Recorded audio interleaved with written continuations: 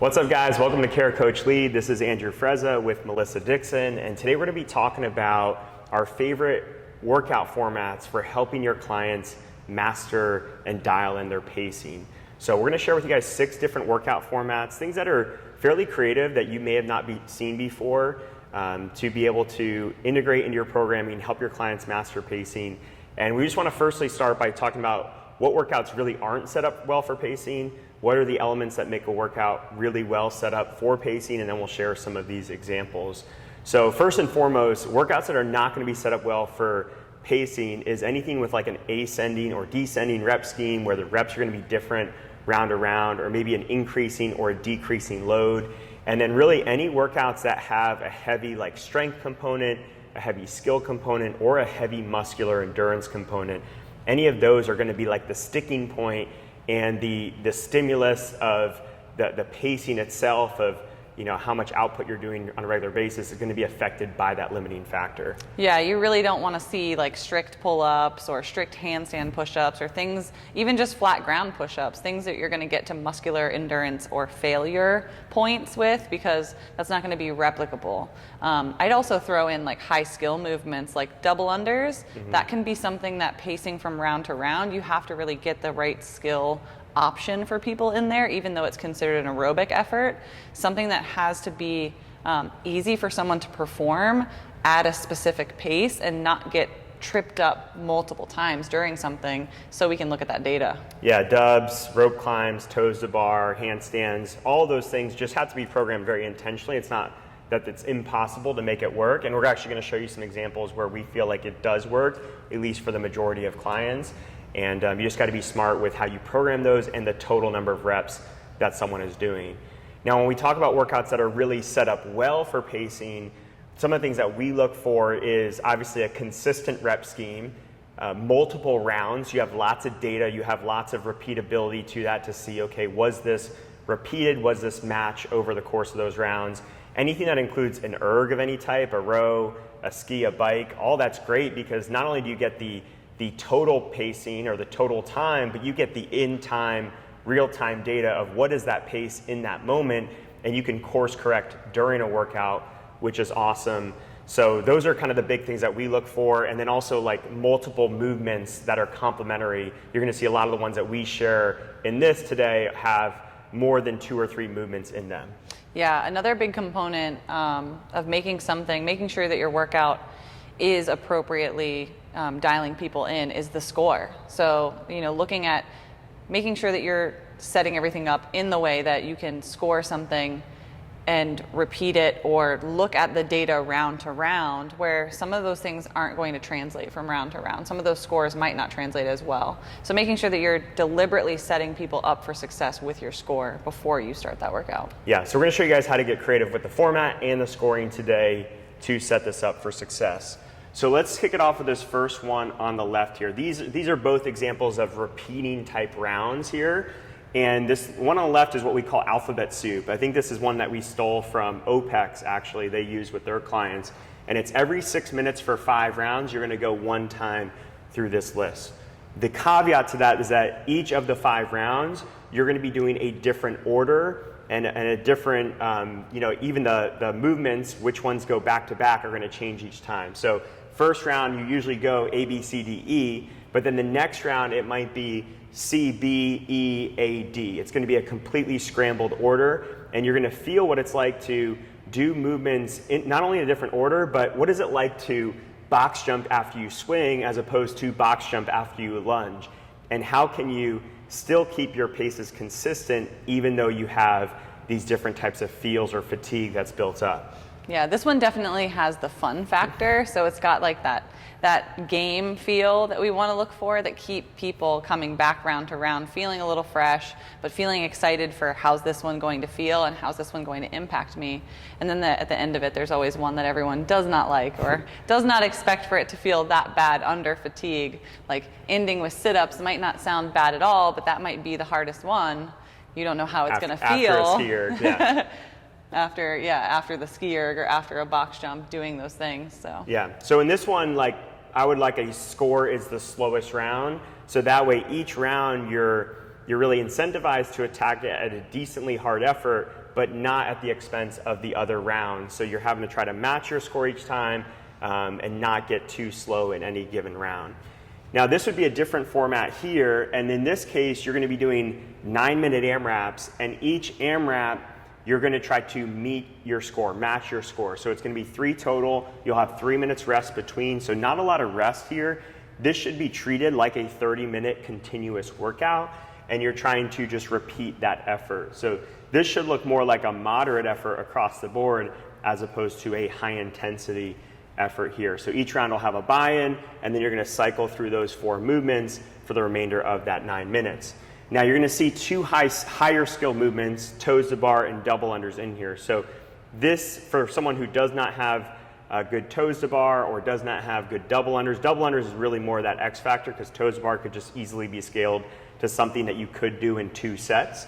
But the double unders, someone might start really good and then they might break down, and their pacing might have been essentially good, but the reason they got slower and didn't achieve those rounds is because their double unders didn't hold up. So why we're putting that here though is because everything in this workout's fairly complementary. It's not a ton of shoulders. Coming off of air squats, it's pretty easy to do double unders. So we're still trying to set up the client for success, even though there's a higher skill component. Yeah, that higher skill here, I mean, that 45 range can easily also be translated to something like 60 single unders, or just traded for plate hops.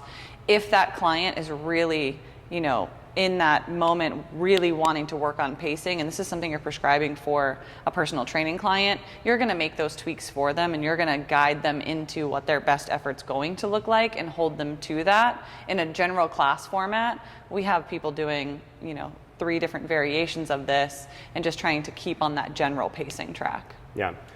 This next section is going to be sustainable or increasing efforts, and these might look somewhat similar to the previous one, but you're going to see how it's slightly different. So in this one, we're going to go every 5 minutes for 6 rounds, 1,000-meter bike, 2 rope climbs, and then a carry that's going to alternate each round.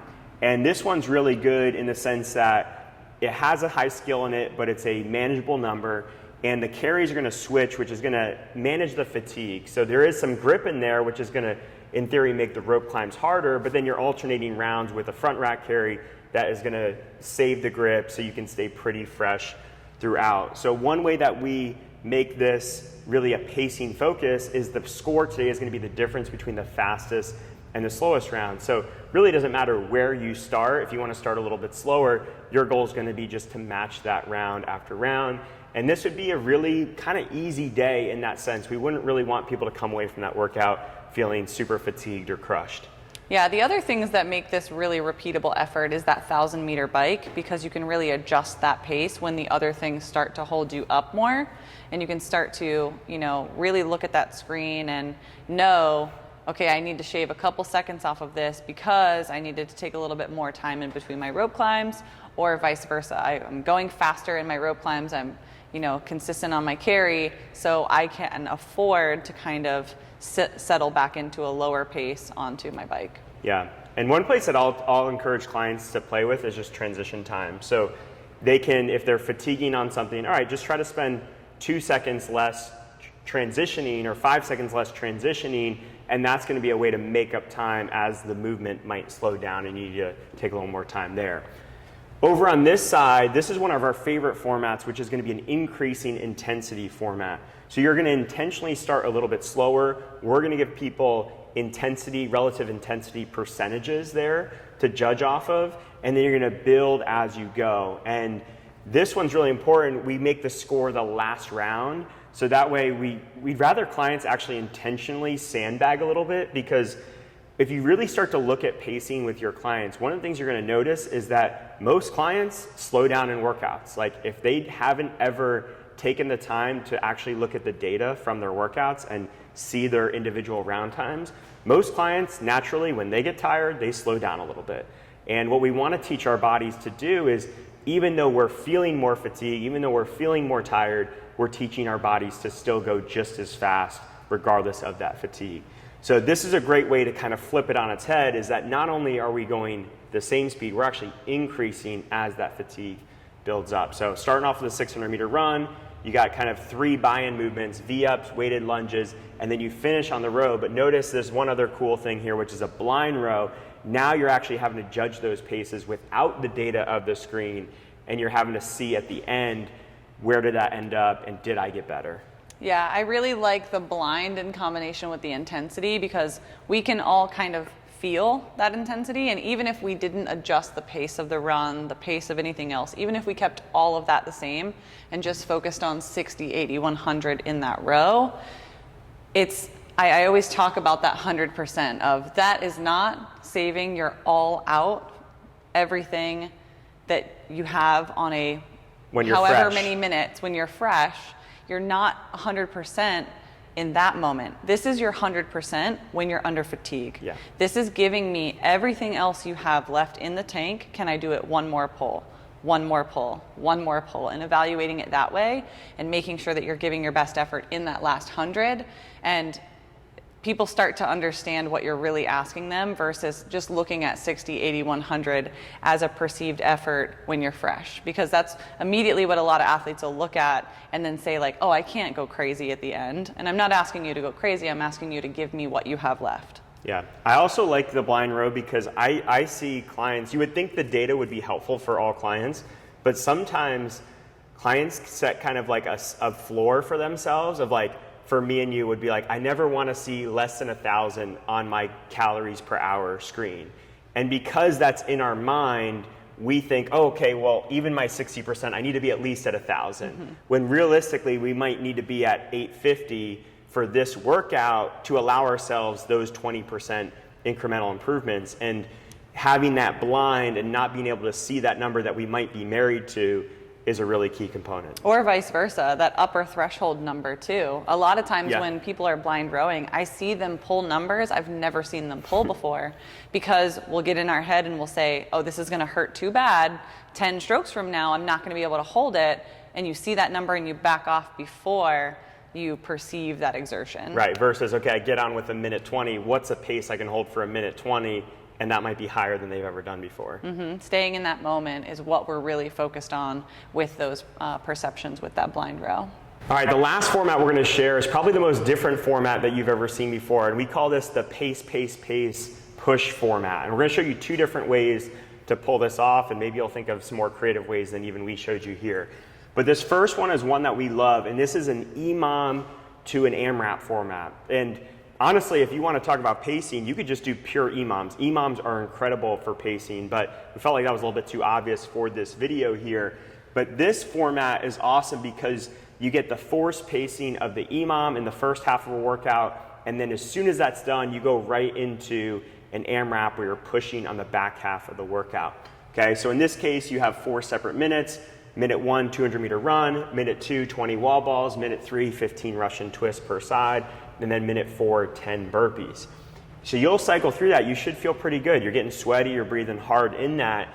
And then even though you're breathing hard, the goal is now we have an additional 12-minute window. So the same time as the EMOM, but now we have to finish that much faster because we have to be under that 12-minute cap. But we've already felt everything out, we paced it out. Now it's just about finishing and trying to speed up that little bit.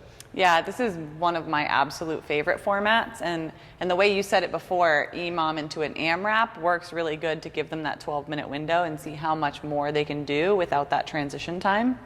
But in the rounds for time, this is one that can be really telling for you to pick out those athletes who are really good at hiding in this format. And then when it comes to for time, pushing so hard, they get 4 or 5 minutes under that time cap, and realizing what their actual potential in the EMOM is. So the best way I like this one written as for time is giving a rep range or just putting the movement out there for your client and letting them do 40 seconds of work, 20 seconds of rest, 40 seconds of work, 20 seconds of rest. And it's just running or wall balls or Russian twists, and letting them see their own data through those rounds and then saying, okay, now you did 15 wall balls every time or 20 wall balls every time. Now your for time is 20 wall balls and 12 burpees, and making it so specific to them and that pace they chose, and making them hold that in the for time and seeing if they can hold that. Yeah, if you have really like tuned in athletes that are really bought into like these types of formats, or it's a personal training session where you can actually count their reps and track, we like to do the 40 on, 20 off, or 45 on, 15 off, and then their rep number becomes their lowest that they hit. So if they hit like 22 wall balls the first round, 21 in round 2, and 20 in round 3, then they'll bring that 20 down here, and that becomes their rep number when they get there, because that's the lowest of the 3. And then again, bringing it back to the transition time, we tell people you're not really going that much faster here. All you're doing is cutting down a little bit of that forced rest or that forced transition time. Now, as soon as you get to that next station, go to work, but don't try to necessarily speed anything up. It should feel the same as it did in that original EMOM. Now let's talk about this last format, one of my favorite formats we've ever done here. This is a benchmark for us. It's 7 rounds, 1 minute on, 20 off of these 3 stations. So in this case, you'll have 1 minute for men to hit 17, women to hit 15 calories on the row. You'll have a 20-second rest, 1 minute to hit 15, 13 on the bike, 20 seconds rest, and then 1 minute to hit 13, 11 on the ski for calories. You'll do that 7 times through. But the last 2 rounds, we drop the numbers, and your goal is to do max calories in those rounds. And this workout's really tough. For a lot of people, those numbers are hard to hit, but they are very doable. They just take that diligence to be consistent, to pace well, and to commit to those paces. And in the last 2 rounds, you're really just trying to beat it by 1 or 2. Some people have a lot in the tank, they'll be able to really beat it. But for most people, they're just trying to find that little bit of a kick at the end, just because they know it's the finish and they can just, finish onto the floor. They don't have to be, have anything left in the tank. Yeah, this is a really good one, especially the first time you run something like this. For those people who may not hit this in round 1, get closer to it in round 2 and hit it and start seeing that pace on their screen. I know I have to hit 800 calories per hour or 900 calories per hour to make my numbers happen. And then once they see that, then they know they have to get up to 1,000 to get a little more. They see that data over and over. You're just kind of chipping away at their aerobic capacity this whole time. And then at the end of it, really, really trying to get them to give you that extra push is a really fun experience for a coach to watch, but it's really cool for an athlete to go through too, to see just how much they can push that threshold. Yeah, this workout's the best in my opinion, or one of the best in my opinions, in syncing the athlete's understanding of the screen to the clock to their own individual output, because those are kind of like 3 different things. And this really syncs it, because the minute stays the same every time.